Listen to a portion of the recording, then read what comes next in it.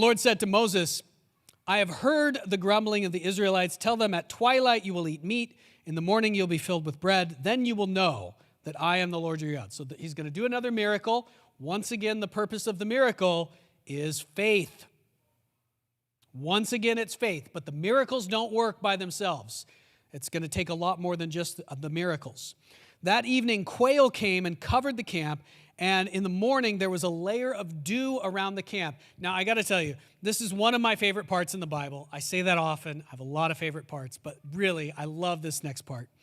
Okay, they wake up in the morning, and dew has covered the ground. They can see like this film on the ground.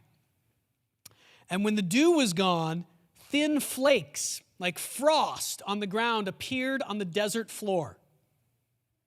Once again, the detail that you get here, it is evidence that this is a record of something that really happened. This is not a myth. The Bible is very often struggling to describe what the people experienced because it's so unusual when God does these miracles.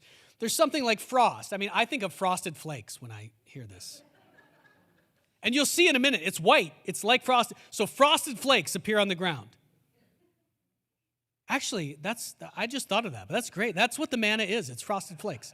Okay, great. All right. When the Israelites saw it, they said to each other, "What is it?"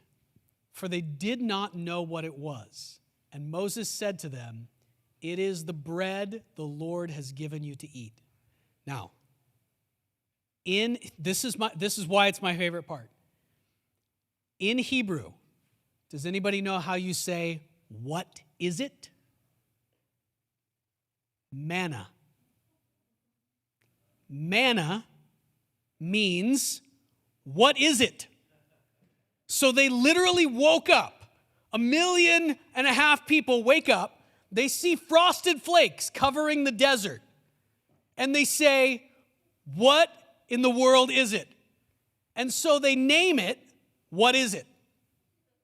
Kids, go out and collect enough "what is it" to feed us today. This is not a myth. Isn't this exactly what would happen if you lived through this? You would have woken up. God has told them he's going to provide bread for them. They see it. They don't really expect it to happen. They see it, and it's not quite what they would imagine bread to look like. And they don't understand what it is. And the main thing they remember, generations later, is that none of them knew what it was, so they called it manna. What in the world is it? What is that stuff? Oh, that's the best. That's the best. The people of Israel called the bread manna. They called it, what is it? It was white like coriander seed, and it tasted like wafers with honey. So it really is frosted flakes. It's white, and it tastes sweet like honey. Wow. God, this is actually just blowing my mind right now. I never thought of this before. God is so kind to them. I mean, the bread could have been kind of disgusting. And it could have been, like the stuff you get sometimes for a communion wafer, which is not sweet like honey. Sometimes it tastes, if you get those prepackaged ones, it tastes like the stalest old piece of bread that you've ever had, old cracker you've ever had in your life. And that could have been what God gave them.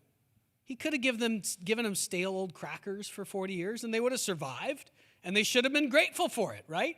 He gave them frosted flakes. It's what you want for breakfast every day. Don't eat frosted flakes every day. It's not good for you.